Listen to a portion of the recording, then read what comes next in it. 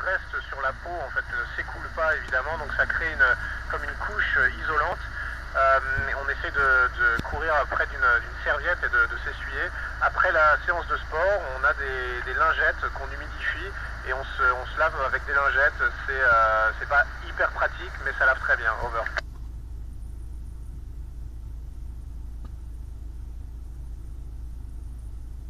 Bonjour Mathieu, avec plaisir, mais je ne sais pas si vous me voyez parce que j'ai pas la caméra de ham vidéo qui est réglée. Mais en même temps, c'est vrai que leur pesanteur, ça permet de faire des choses magiques, de faire flotter des bulles de savon ou des choses comme ça. Over.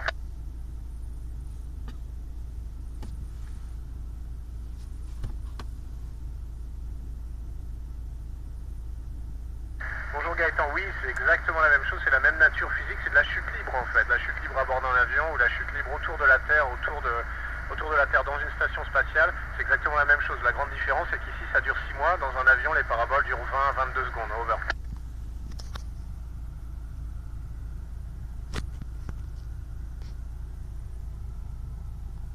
Bonjour Savinien, oui, ça suffit, c'est vrai qu'on fait beaucoup de sport, on essaie d'être en forme notamment pour ça, mais tu sais, le décollage, c'est pas très méchant, on prend 2G, 3G horizontaux, le retour, ça peut être un peu plus sportif, en rentrée en mode balistique, on prend jusqu'à 9, 10, 11G parfois, donc on espère qu'on rentrera en mode normal. Over.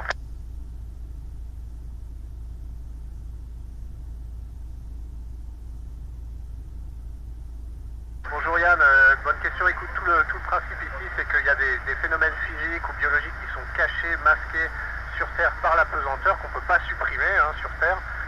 Nous, on peut y avoir accès. Un exemple, c'est pour faire des alliages de métaux, plutôt que les métaux se sédimentent en fonction de leur masse volumique, nous, on peut observer finement vraiment comment ils se mélangent entre eux. Pour la biologie, on peut créer des amas de cellules en 3 dimensions, c'est un peu similaire à ce qu'il y a dans le corps humain, plutôt que dans un laboratoire où tout se passe dans des boîtes de pétri qui sont par définition plates. Donc c'est ça le genre d'avantage que la pesanteur nous procure. Over.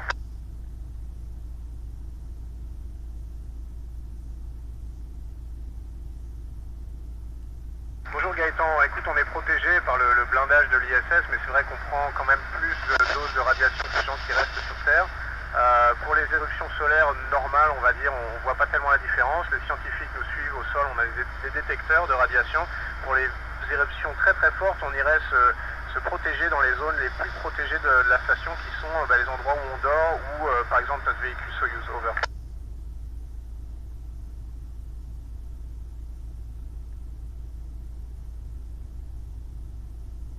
Bonjour Nathalie, écoute, c'est une question liée à la précédente. On est protégé par du blindage métallique tout simplement, hein.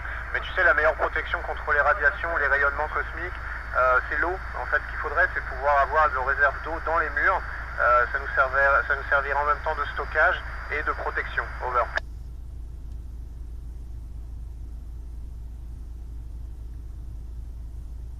Bonjour Gaëtan, on a une formation de... Alors on n'est pas médecin évidemment, il y a certains d'entre nous étaient médecins dans leur vie d'avant, mais moi je ne le suis pas. Par contre on a une formation assez poussée en soins d'urgence.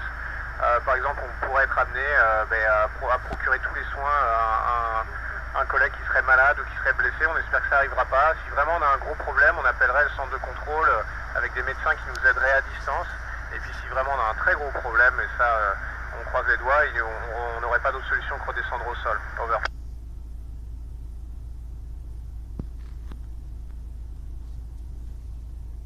Gaëtan, écoute, on a des centrales inertielles, dans l'espace, ce dont on se sert le plus, c'est des senseurs infrarouges pour calculer notre inclinaison en fonction du rayonnement infrarouge de la Terre. On a aussi des star trackers qui vont nous permettre en fait, c'est un catalogue de constellations avec une caméra qui nous permet, en fonction de ce qu'elle a dans son champ de vision, de nous dire où on regarde. On a des centrales inertielles laser. On a vraiment beaucoup de systèmes qui nous permettent de contrôler et d'orienter la station spatiale. Over.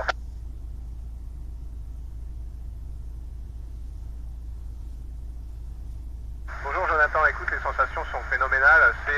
C'est comme être ton propre vaisseau spatial et flotter dans le vide du cosmos. C'est aussi un peu comme de l'escalade en armure parce que tu sais, on reste toujours accroché à la station. Le scaphandre il est métallique, du moins dans certaines parties, il est très difficile à déplacer. Donc c'est à la fois une sensation de légèreté et de liberté infinie et une sensation, comme je te disais, d'escalade en armure qui n'est pas la plus agréable du monde. Over.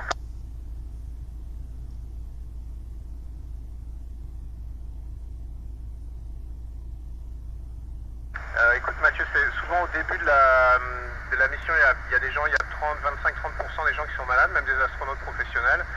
Et la raison, c'est parce que le cerveau reçoit des signaux qui sont contradictoires. L'oreille interne nous dit, ben voilà, vous êtes à l'envers, alors que les yeux disent, non, non, non, pas du tout, on est à l'endroit. Donc c'est un peu comme le mal des transports. Heureusement, moi, j'ai eu la chance de ne pas être malade du tout, donc j'en ai profité dès le début. Over.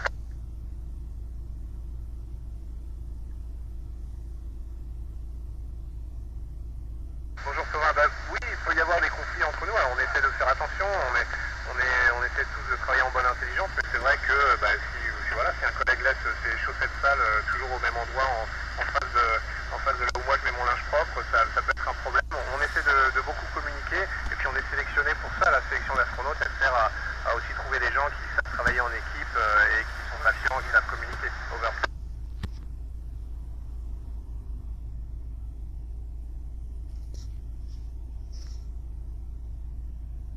Bonjour Yann, oui, je le ferai avec plaisir. Pourquoi? Parce que des astronautes, moi j'aime bien croire qu'on est un peu explorateur moderne, on a envie d'aller là où personne n'est jamais allé, pas pour recevoir des médailles, mais parce que c'est important, parce que ça permet de répondre à des questions fondamentales, comment la vie apparaît, d'où venons-nous, où est-ce qu'on va, est-ce que la vie pourrait disparaître sur Terre si on ne fait pas attention, tout ça on le saura quand on ira sur Mars. Over.